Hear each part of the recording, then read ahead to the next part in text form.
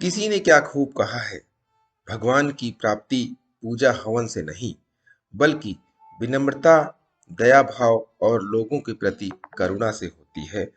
नमस्कार दोस्तों, मेरा नाम प्रेम प्रकाश पांडे है।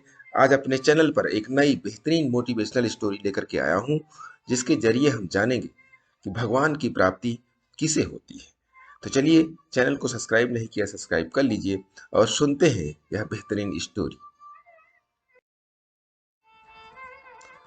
एक राजा था, वह बहुत न्यायप्रिय था, प्रजा वात्सल्य एवं धार्मिक स्वभाव का था। वह नित्य अपने इष्ट देव की बड़ी श्रद्धा से पूजा पाठ किया करता था।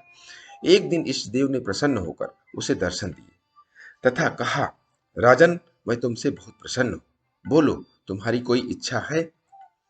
प्रजा को चाहने वाला राजा बोला, भगवान, मेरे पास आपका दिया सब कुछ है।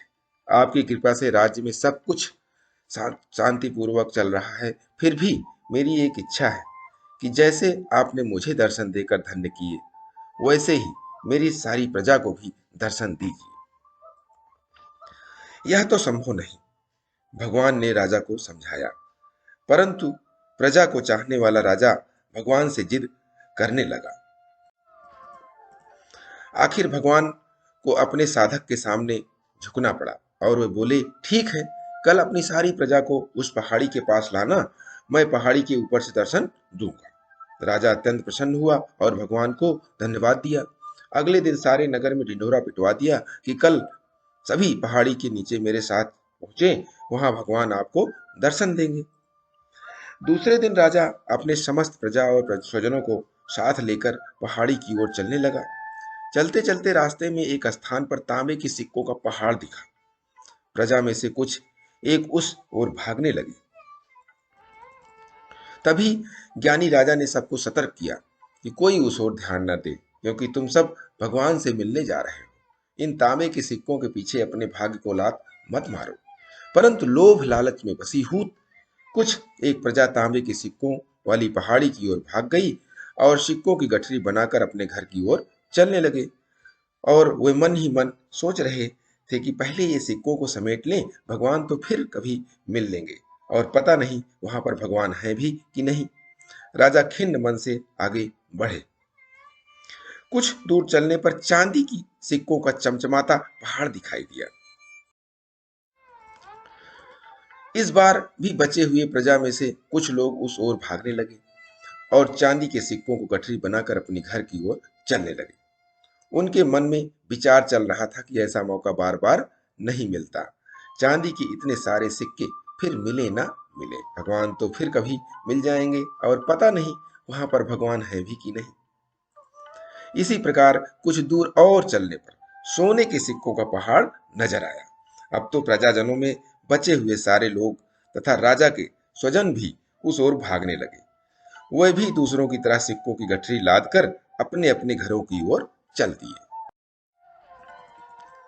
अब केवल राजा और रानी ही शेष रह गए थे। राजा रानी से कहने लगे, देखो कितने लोभी हैं ये लोग, भगवान से मिलने का महत्व ही नहीं जानते। भगवान के सामने सारी दुनिया की दौलत क्या चीज है। सही बात है। रानी ने राजा की बात का समर्थन किया और वह आगे बढ़ने लगे। कुछ दूर चलने पर राजा और रानी ने देखा कि सतरंगी आभा बिखेरता हीरो का पहाड़ है। अब तो रानी से रहा नहीं गया। हीरो के आकर्षण से वह भी दौड़ पड़ी और हीरो की गठरी बनाने लगी। फिर भी उनका मन नहीं भरा तो साड़ी के पल्लू में भी बांधने लगी। वजन के कारण रानी के वस्त्र देह से अलग हो गए, परंतु हीरो की तृष्णा अभी भी नहीं मिटी। वह देख राजा को अत्यंत ग्लानि और विरक्ति हुई। बड़े दुखद मन से राजा अकेले ही आगे बढ़ते गए।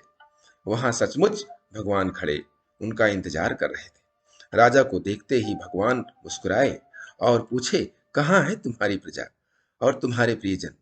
मैं तो कब से उनसे मिलने के लिए बेकरारी से उनका इंतजार कर रहा हूँ। राजा ने शर्म और आत्मग्लानि से अपना सर झुका दिया। तब भगवान ने राजा को समझाया, राजन, जो लोग भौतिक सांसारिक प्राप्ति को मुझसे अधिक मानते हैं, उन्हें कदाचित मेरी प्राप्ति नहीं होती है। वह मेरे स्नेह तथा आशीर्वाद से भी वंचित रह जाते हैं। दोस्तों, कहानी से स्पष्ट है कि जो मोह माया में पड़ा वो भगवान के दर्शन तो दूर उनके नाम को भी भूल जाता है। इसीलिए भगवान का स्नेह और आशीर्वाद उन्हीं को मिलता है जो मोह माया से परे हैं। इसीलिए प्रतिदिन सुबह 5:30 बजे एक नई कहानी, एक नई उमंग से करें दिन की शुरुआत। और तब तक के लिए छोटों से मिले प्यार और बड़ों से मिले आशीर्वाद और भगवान के सहारे के साथ यही कहूँगा कि काम तो सभी करते हैं, पर काम करो कुछ ऐसा कि उदाहरण बन जाए। ये स्टोरी अच्छी लगी तो लाइक कीजिए, शेयर कीजिए अपने इस मित्रों में भी, और कमेंट्स कीजिए। और चैनल को अभी तक सब्सक्राइब नहीं किया, सब्सक्राइब कर लीजिए।